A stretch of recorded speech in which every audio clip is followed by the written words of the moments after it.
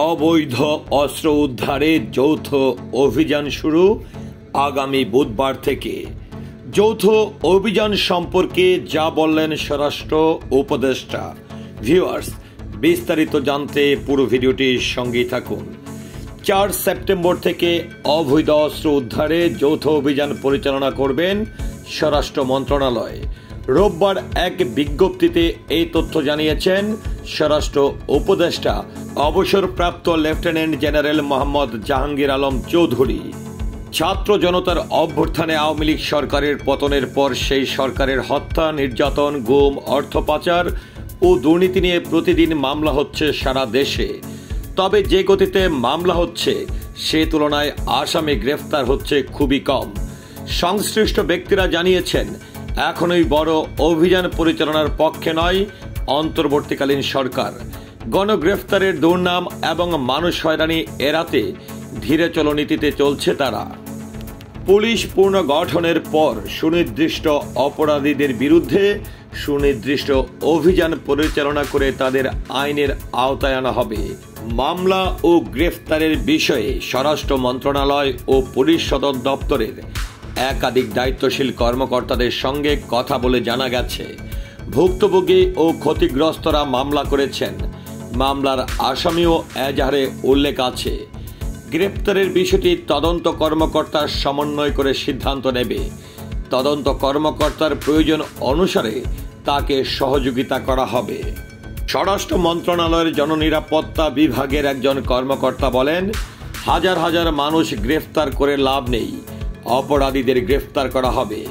হাজার হাজার গ্রেফতারের পর দেখা গেল মূল অপরাধী বিচারের মুখোমুখি হলো না। এই সংস্কৃতি থেকে বের হতে হবে। প্রতিটি অপরাধের ঘটনার যথেষ্ট প্রমাণ রয়েছে। কে হত্যা করেছে, কে মানুষ তুলে নিয়েছে, কারা অস্ত্রের মহড়া দিয়ে গুলি করেছে, সবার নাম, ঠিকানা ও পরিচয় রয়েছে। প্রত্যেককে আইনের আওতায় আনা হবে। তবে নিরপরাধ কাউকে হয়রানি করা হবে না। সেজন্য সরকার কিছু পদক্ষেপ নিয়েছে। সেই অনুযায়ী আইন শৃঙ্খলা রক্ষাকারী বাহিনী কাজ করবে। ক্ষমতাচ্যুত প্রধানমন্ত্রী শেখ হাসিনার বিরুদ্ধে 29 আগস্ট পর্যন্ত শতাধিক হত্যা মামলা হয়েছে দেশের বিভিন্ন জেলায়।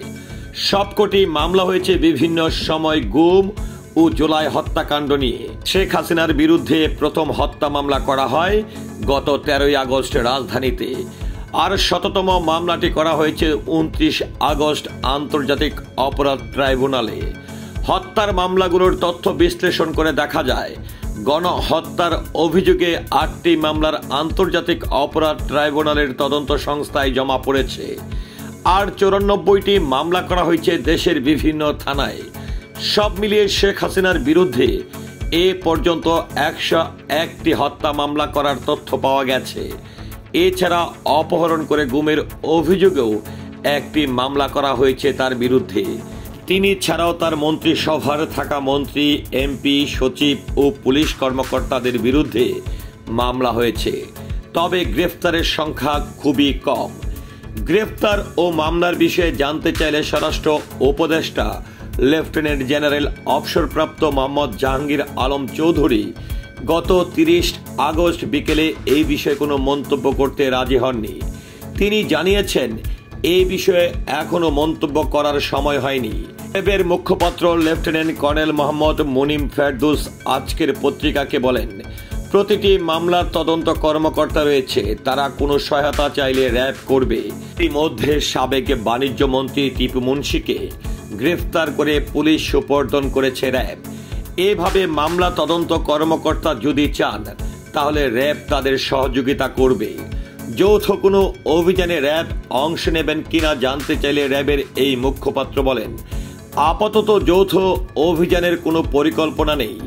র্যাব বিশেষত ইউনিট হিসাবে আইন অনুযায়ী ব্যবস্থা নেবে। এদিকে পুলিশ জানিয়েছে, ইতিমধ্যে উল্লেখযোগ্য কয়েকজন গ্রেফতার হয়েছে। তাদের মধ্যে রয়েছে সাবেক আইনমন্ত্রী আনিসুল হক, শিক্ষামন্ত্রী ডক্টর দীপুমণি এবং সাবেক প্রধানমন্ত্রী শেখ হাসিনার উপদেষ্টা বেক্সিমকো গ্রুপের vice chairman Salman F Rahman. এছাড়া আওয়ামী লীগের সাংগঠনিক সম্পাদক আহমদ হোসেন, সাবেক মুক্তিযোদ্ধা বিষয়ক প্রতিমন্ত্রী ABM তাজুল ইসলাম, সাবেক তথ্যমন্ত্রী হাসানুল হক ইনু, সাবেক বেসামরিক বিমান পরিবহন ও পর্যটন মন্ত্রী রাশেদ খান মেনন ও সাবেক বাণিজ্য মন্ত্রী টিপু মুন্সি গ্রেফতার হয়েছেন।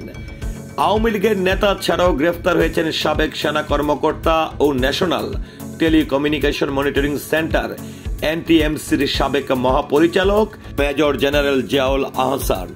চট্টগ্রাম বন্দর সদ্য সাবেক চেয়ারম্যান রিয়াল অ্যাডমিরাল মোহাম্মদ পায়েলকেও গ্রেফতার করেছেন ঢাকা মহানগর পুলিশ ডিএমপি।